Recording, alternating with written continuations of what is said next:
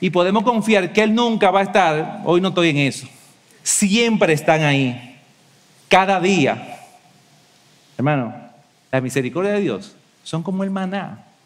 Están todos los días y sirven para ese día. Dios quiere que sus hijos confiemos en que Él es un Dios fiel, que está pendiente de cada uno de nosotros, cada día. Increíble. O sea, no es como ese increíble amigo, súper fiel, súper misericordioso, que te lleva una compra al fin de cada mes. No, el Señor es mucho mejor de ahí. Él quiere visitarte cada día y regalarte lo que tú necesitas ese día. Si hoy es comida, comida. Si mañana es ropa, ropa. Si pasado mañana lo que tú necesitas es que alguien te oiga, Él tiene sus oídos ahí. Si es lo que necesita, un abrazo, Dios está ahí para abrazarlo. Ese es nuestro Dios. Por eso es que las misericordias de Dios realmente sobrepasan nuestro entendimiento. Nuestra mente limitada no puede asimilarlo. Otro comentarista dijo lo siguiente. Oigan esta frase.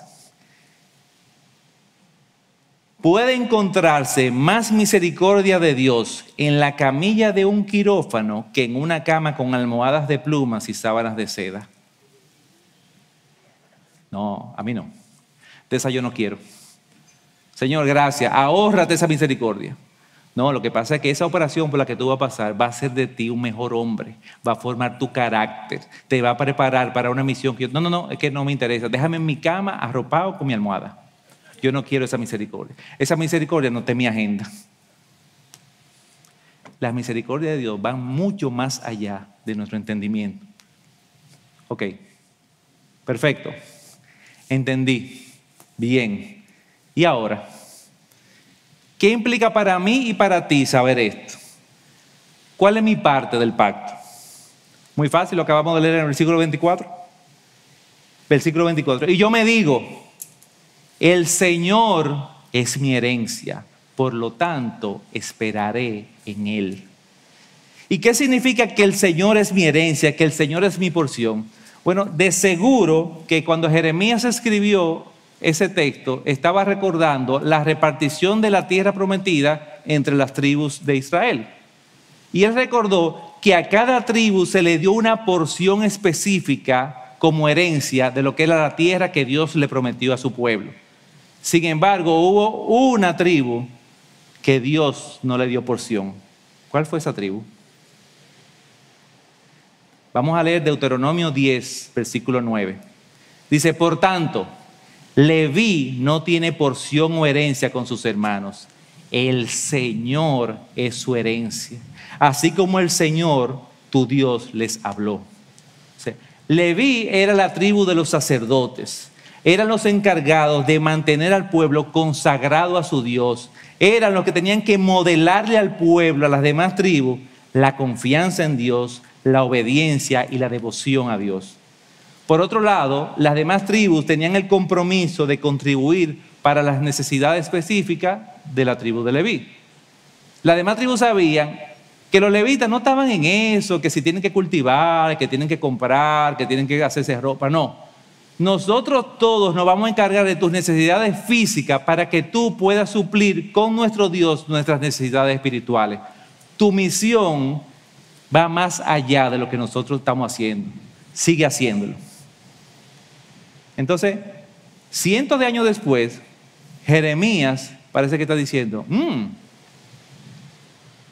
ya el templo no está. No hay donde hacer sacrificio al Señor. Nos quitaron nuestra porción. Y lo más seguro interrumpió un necio y dijo, Jeremías, entonces, ¿vacaciones? No hay que cenar con Dios porque no hay dónde. Y Jeremías le hubiese dicho, no, por el contrario, ahora todos tenemos que ser levitas. Ahora a todos nos toca vivir confiados en la fidelidad y la misericordia de Dios y velar por el cumplimiento de sus estatutos. Ahora que no tenemos una porción física, ahora que nosotros sabemos que nuestra porción es el Señor. Eso es lo que está diciendo Jeremías.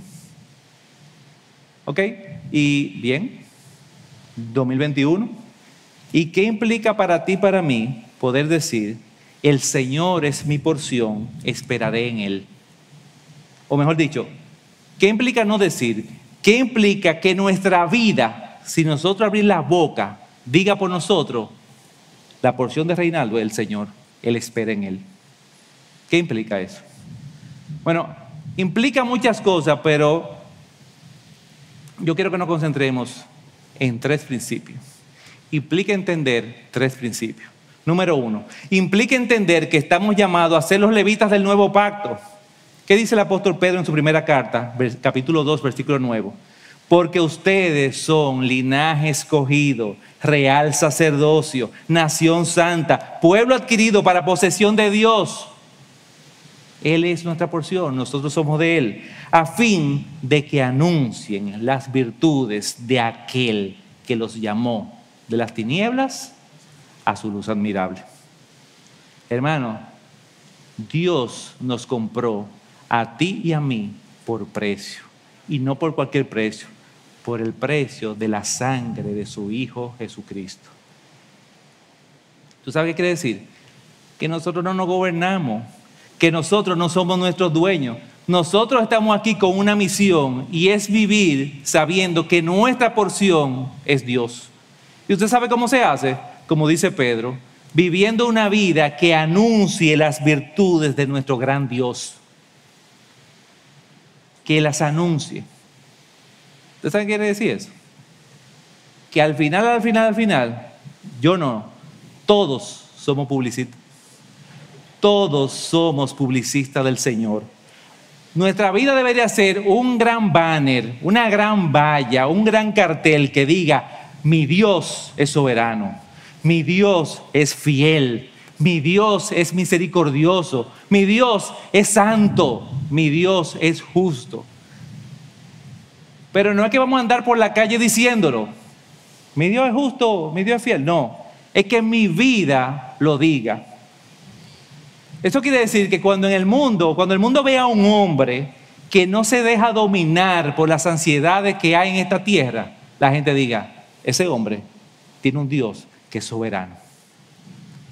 Que cuando el mundo vea a una mujer que le gusta servir al necesitado, que le gusta servir a los enfermos, que le gusta orar por lo que necesitan, el mundo diga: esa mujer tiene un Dios misericordioso.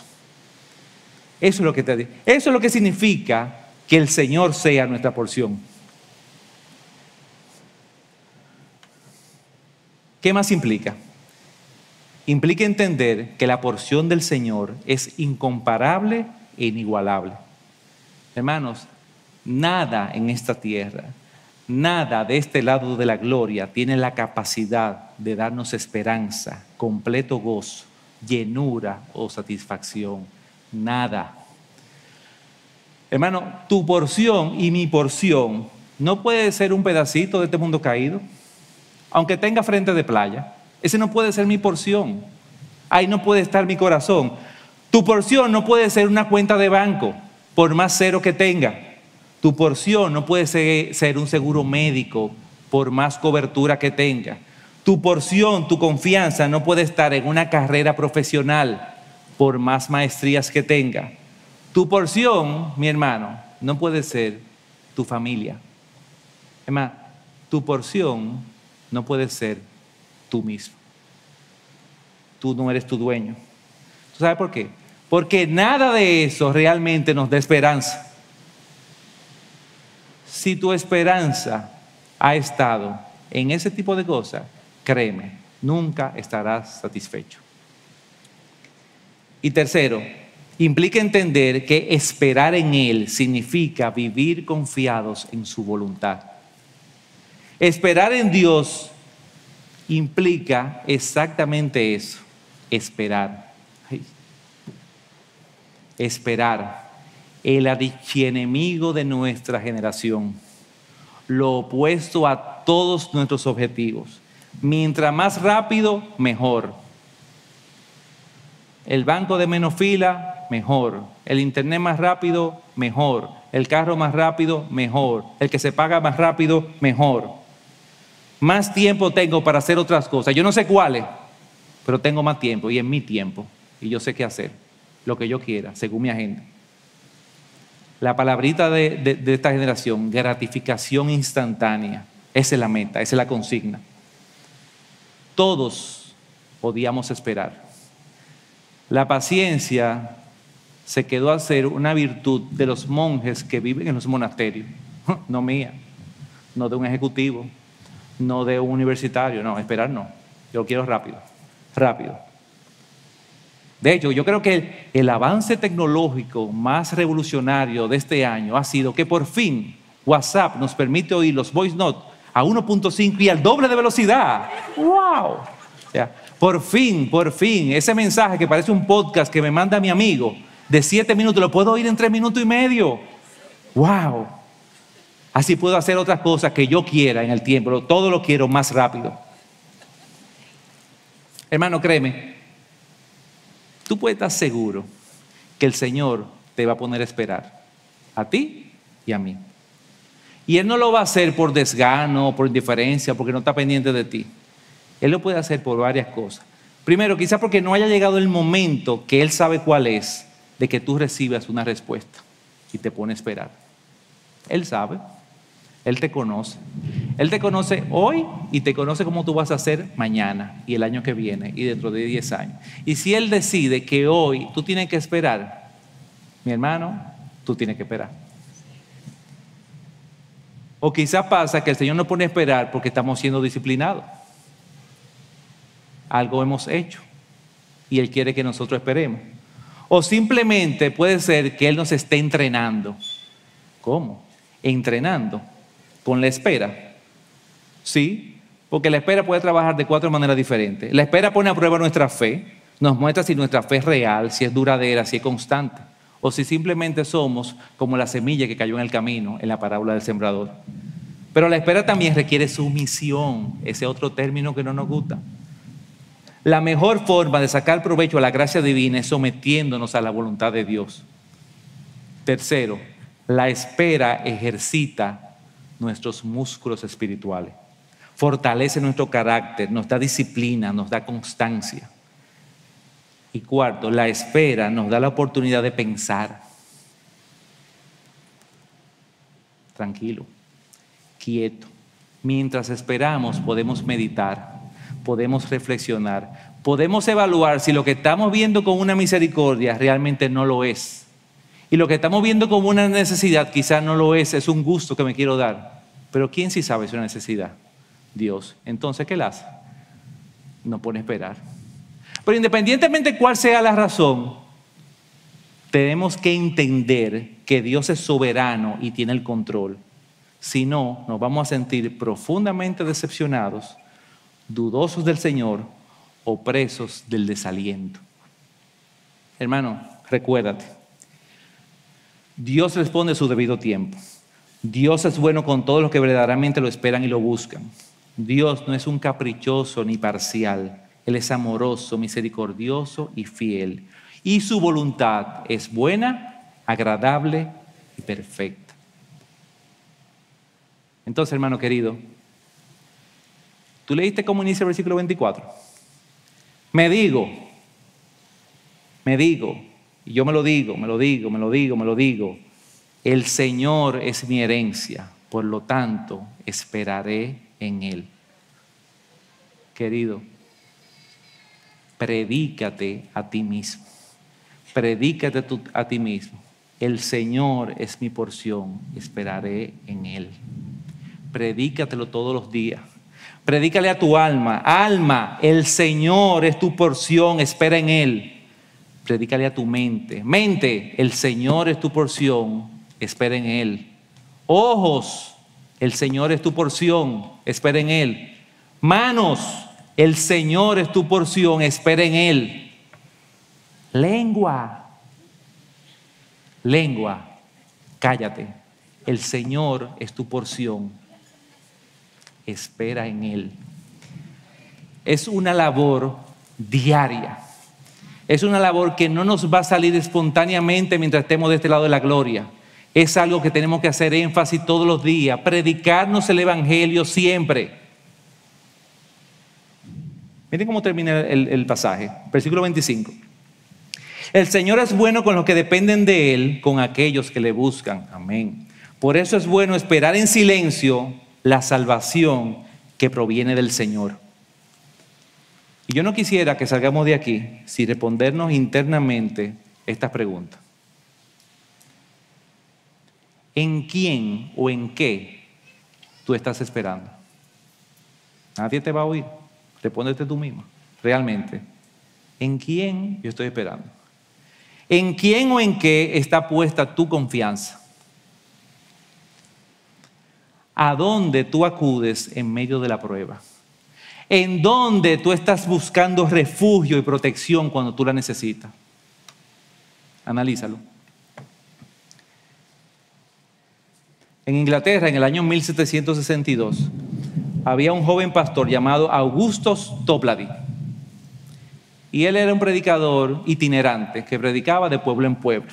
Y un día él se dirigía a predicar en un pueblo cerca de donde él vivía. Dice que de forma repentina se encontró debajo de una fuerte tormenta que lo obligó a buscar refugio. Y él buscando refugio se topa que providencialmente a un lado del camino había una gran roca. Pero la roca tenía una peculiaridad y era que tenía una hendidura. Y él corrió hacia esa hendidura, se metió en ella y se dio cuenta que él cabía perfectamente y que mientras él estaba en esa hendidura, él no sentía la tormenta. Y él dijo: wow, Señor, gracias. Gracias, Padre, por proveer. Gracias por tu misericordia. Gracias por tu fidelidad. Y pensando en eso, se puso a meditar y comenzó a meditar en el Salmo 31, que dice: Señor, inclíname tu oído, rescátame pronto. Sé para mí roca fuerte, fortaleza para salvarme, porque tú eres mi roca y mi fortaleza. Y por amor de tu nombre me conducirás y me guiarás. Me sacarás de la red que en secreto me han tendido, porque tú eres mi refugio. Y dice que Augustus comenzó a orar. Y no sé si comenzó a escribir ahí mismo o en su mente a componer las primeras estrofas de lo que luego fue el famoso himno Roca de la Eternidad. Y ese himno dice: Roca de la eternidad, fuiste abierta tú por mí. Sé mi escondedero fiel, paz encuentro solo en ti. Rico y limpio manantial en el cual lavado fui. Aunque yo sea siempre fiel, aunque yo llore sin cesar, del pecado no podré justificación lograr. Solo en ti, teniendo fe sobre el mal, podré triunfar. Mientras haya de vivir y al momento de expirar, cuando vaya a responder en tu augusto tribunal, sé mi escondedero fiel, roca de la eternidad.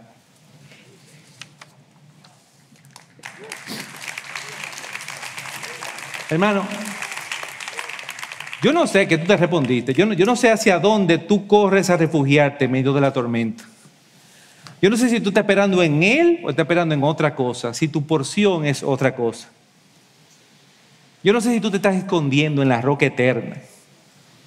O yo no sé si tú has tratado de guarecerte detrás de piedrecitas, o peor aún, detrás de arena como cantamos. Acuérdate que sin Cristo no hay piedrecita, todo es arena. O quizás te estás escondiendo detrás de árboles poco frondosos. Bueno, eso no funciona.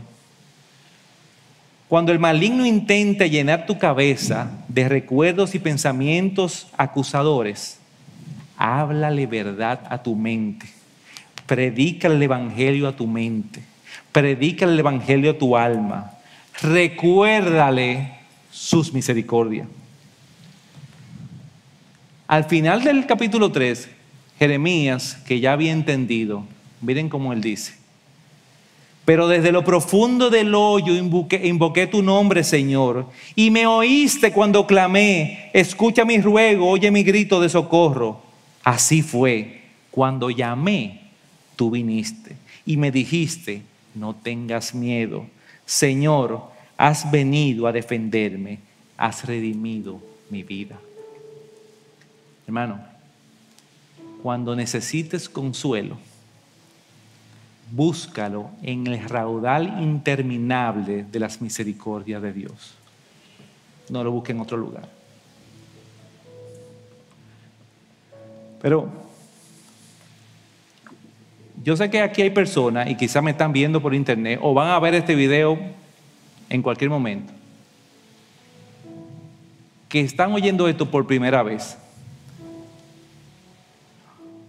Si tú estás oyendo de la misericordia y la fidelidad del Señor por primera vez hoy, créeme, te estás llevando la mejor de las noticias. Dios envió a su Hijo para morir por ti como el mayor resultado de su amor y su misericordia. De la historia de Toplady ya hace más de 260 años. Y donde está esa roca hoy hay una placa que dice: esta es la roca de la eternidad que cobijó a Augusto Toplady en el año 1762. Hermano, esa roca está ahí hoy, pero va a llegar un momento que ni siquiera esa roca va a estar ahí. La verdadera roca de la eternidad es Cristo. Amigo, corre a Cristo en medio de tu tormenta. Métete en la hendidura de su costado, que aparte de darte protección, te va a lavar con su sangre. No pierdas tiempo, porque yo te tengo una noticia que no es muy buena.